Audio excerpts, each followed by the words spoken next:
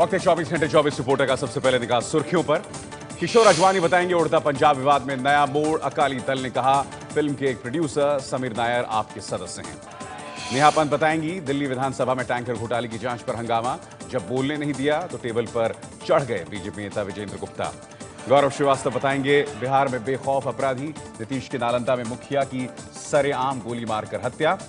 और जीएस विवेक बताएंगे कल भारत और जिम्बाब्वे के बीच पहला वनडे, कप्तान धोनी की अग्नि परीक्षा। लेकिन आइए शुरुआत करते हैं इस वक्त की सबसे बड़ी खबर से।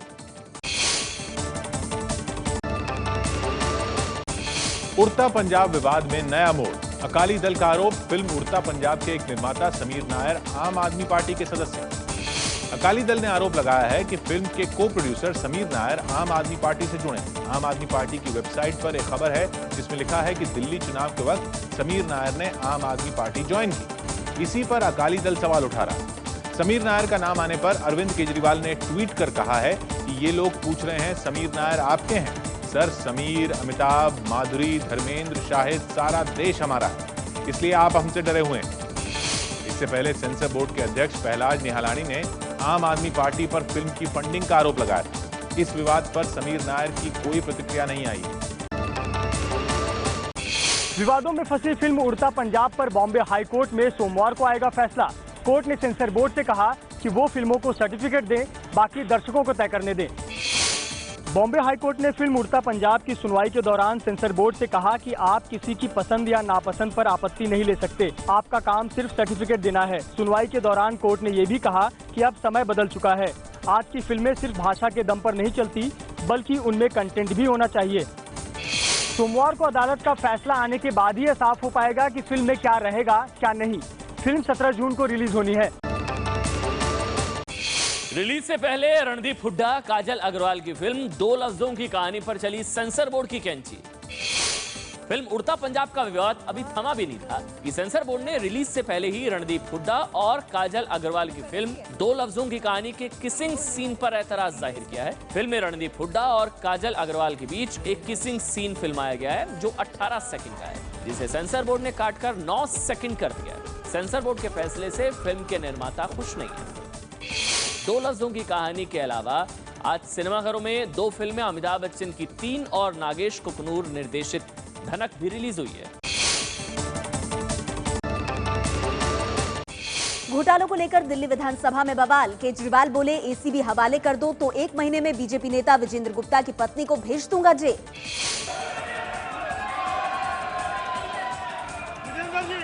दिल्ली विधानसभा के अंदर बेंच पर खड़े हुए ये हैं बीजेपी विधायक और विपक्ष के नेता विजेंद्र गुप्ता। केजरीवाल के बयान के बाद जब गुप्ता को बोलने नहीं दिया गया तो वो बेंच पर चढ़ गए। केजरीवाल ने विजेंद्र गुप्ता की पार्षद पत्नी शोभा गुप्ता को जेल भेजने की धमकी दी थी। आज अगर 1 महीने के लिए एसीबी मिल जाए, इसकी भी जांच कर लेंगे और इनकी धर्मपत्नी की भी जांच कर लेंगे। अगर 1 महीने में विजेंद्र गुप्ता की धर्मपत्नी जेल ना चली जाए तो मेरा नाम बदल देना। बीजेपी पार्षद शोभा गुप्ता पर पेंशन घोटाले का आरोप है। एमसीडी के बहाने केजरीवाल ने बीजेपी पर किया हमला। कहा एमसीडी में भ्रष्टाचार की वजह से गटर बन गई है दिल्ली। पूरी दिल्ली को इन्होंने गटर बना के छोड़ दिया है। दिल्ली देश की राजधानी है। प्रधानमंत्री जी पूरी दुनिया में घूम रहे हैं, पता नहीं क्या मुंह लेके दुनिया में जाते हैं। आप लंदन चले जाओ, चमाचम कर रहा है लंदन। ये बीजेपी वालों ने कबाड़ा कर रखा है। बीजेपी वाला जितना पैसा देते हैं सारा पैसा खा जाते हैं ये बीजेपी वाले। केजरीवाल ने कहा कि एमसीडी कर्मचारियों को तनख्वाह नहीं दे पा रही है। अगर पैसे नहीं है तो बीजेपी एमसीडी छोड़ दे। दिल्ली की केजरीवाल सरकार ने पंजाबी टीचरों का बढ़ाया वेतन। पंजाब चुनाव के मद्देनजर विज्ञापन जारी कर किया ऐलान। अखबारों में छपा ये वही विज्ञापन है जिसमें केजरीवाल सरकार ने दावा किया है कि पंजाबी भाषा को बढ़ावा देने के लिए दिल्ली के हर स्कूल में एक पंजाबी टीचर की बहाली की जाएगी और उनका वेतन बढ़ाया जाएगा। केजरीवाल सरकार के इस ऐलान से दिल्ली के सरकारी स्कूलों में काम कर रहे लगभग 600 पंजाबी भाषा के शिक्षकों का वेतन बढ़ जाएगा। पंजाब में अगले साल विधानसभा का चुनाव होना है। आम आदमी पार्टी भी पंजाब में अपनी किस्मत आजमा रही है, इसलिए केजरीवाल सरकार के इस फैसले को आगामी पंजाब विधानसभा चुनाव से जोड़कर देखा जा रहा है। बिहार में अपराधी बेलगाम। नीतीश कुमार के नालंदा में महिला मुखिया की गोली मारकर हत्या। मुख्यमंत्री नीतीश कुमार के अपने ही इलाके में हुआ सनसनीखेज मर्डर। नालंदा जिले के चंडी थाना इलाके में एक महिला मुखिया की गोली मारकर हत्या कर दी गई। पूनम देवी इसी पंचायत चुनाव में जीती थी। पूनम देवी पति के साथ बाजार से सामान खरीद कर लौट रही थीं। तभी 3 हथियारबंद बदमाशों ने उन पर ताबड़तोड़ गोलियां बरसा दी और भाग गए। घटना के बाद गुस्साए लोगों ने सड़क जाम कर दिया। इलाके में तनाव को देखते हुए पुलिस बल तैनात कर दिया गया है। बिहार के सिवान में पत्रकार राजदेव की हत्या के आरोपी लड्डन मियां ने कहा, मेरी लड़ाई जिले के एसपी से, नार्को टेस्ट कराने को भी तैयार नहीं। सिवान में हिंदुस्तान अखबार के ब्यूरो चीफ राजदेव रंजन की हत्या का मुख्य आरोपी लड्डन मियां पुलिस की जांच में सहयोग नहीं कर रहा है। सिवान पुलिस ने लड्डन मियां को पूछताछ के लिए रिमांड में लिया था, लेकिन बीवी बच्चों की सलामती की दुहाई देकर इसने सच बताने से मना कर दिया। लड्डन ने कहा है कि वो नार्को टेस्ट भी नहीं करवाएगा। लड्डन मियां ने पत्रकारों से कहा है कि उसकी लड़ाई जिले के एसपी सौरभ शाह से है। लड्डन मियां आरजेडी के पूर्व सांसद और बाहुबली शहाबुद्दीन का करीबी है। उस पर सुपारी देकर पत्रकार राजदेव की हत्या कराने का आरोप है। ब्रेक के बाद देखेंगे उत्तर प्रदेश में विधान परिषद चुनाव में देखी समाजवादी पार्टी की फूट।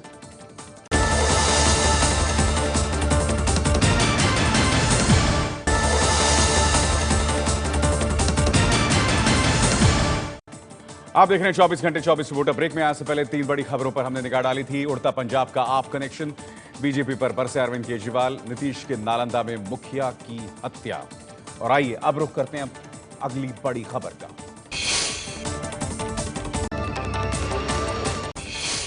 यूपी विधान परिषद चुनाव में समाजवादी पार्टी में फूट। मुलायम सिंह से नाराज विधायक गुड्डू पंडित और मुकेश शर्मा ने बीजेपी के पक्ष में वोट किया। बुलंदशहर के डिबाई से समाजवादी पार्टी विधायक भगवान शर्मा और गुड्डू पंडित और उनके भाई मुकेश शर्मा ने क्रॉस वोटिंग करते हुए बीजेपी के पक्ष में वोट डाला है। बीजेपी के दूसरे प्रत्याशी दयाशंकर सिंह हैं। मेरी बुद्धि ने, मेरी जमीर ने जो गवाही दी है वो मैंने किया है दोनों भाइयों ने। यूपी में अगले साल विधानसभा चुनाव है, ऐसे में गुड्डू पंडित और उनके भाई ने बीजेपी में जाने के खुले संदेश दे दिए हैं। अमेरिका ने दिया पीएम मोदी को बड़ा सम्मान। दोनों देशों के रिश्तों की रूपरेखा को दिया मोदी डॉक्ट्रिन का नाम।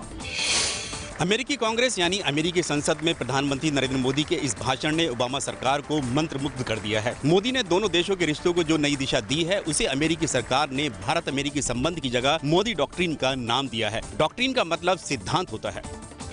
अमेरिका का कहना है कि एशिया से लेकर पूरी दुनिया तक शांति और सुरक्षा का नजरिया जो पीएम मोदी का है, वो बेहद ही काबिले तारीफ है।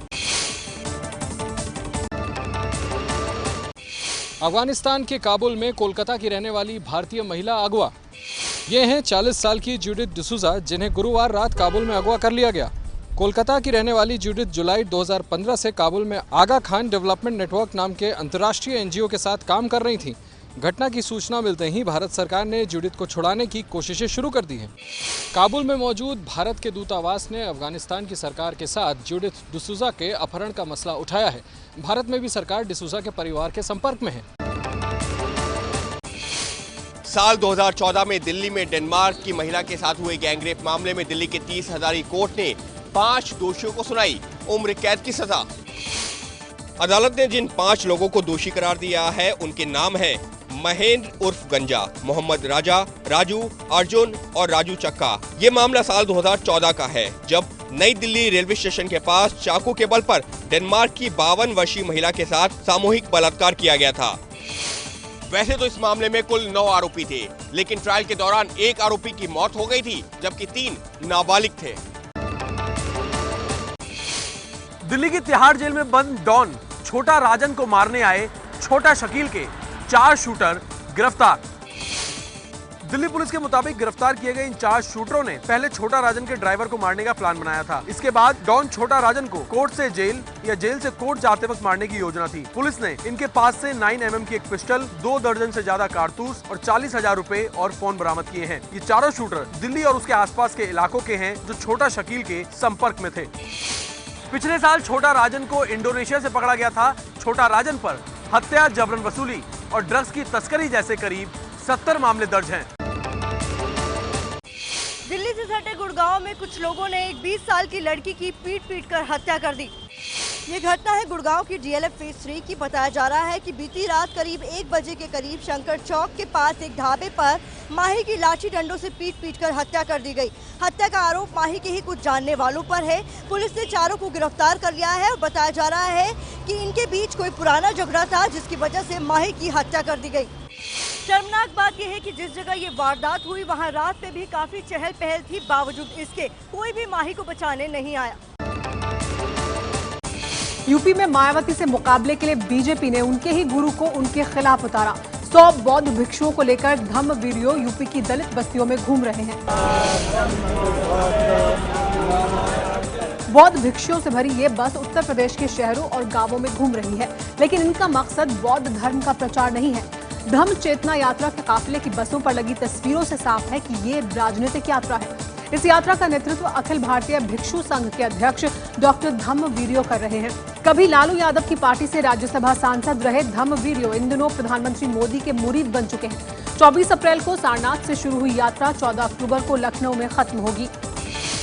77 साल के धम्म वीरियो दावा करते हैं कि वो मायावती के गुरु रहे हैं, लेकिन अब इस यात्रा के जरिए वो दलितों को मायावती का सच बताना चाहते हैं। गोवा के करीब पहुंचा मानसून, लेकिन पहले 2 दिन के मुकाबले सुस्त पड़ी मानसून के आगे बढ़ने की रफ्तार।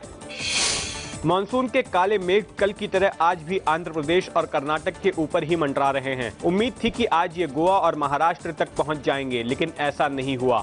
मौसम विभाग के मुताबिक मानसून ने आंध्र प्रदेश के बड़े हिस्से और लगभग पूरे कर्नाटक को छू लिया है और अब ये गोवा और महाराष्ट्र के कोंकण इलाके की तरफ बढ़ रहा है। मौसम विभाग ने अगले 24 घंटे में केरल, तटीय कर्नाटक, गोवा और कोंकण में भारी बारिश की चेतावनी दी है। ब्रेक के बाद देखेंगे 12,000 करोड़ में मिल सकता है कॉल ड्रॉप की समस्या से छुटकारा।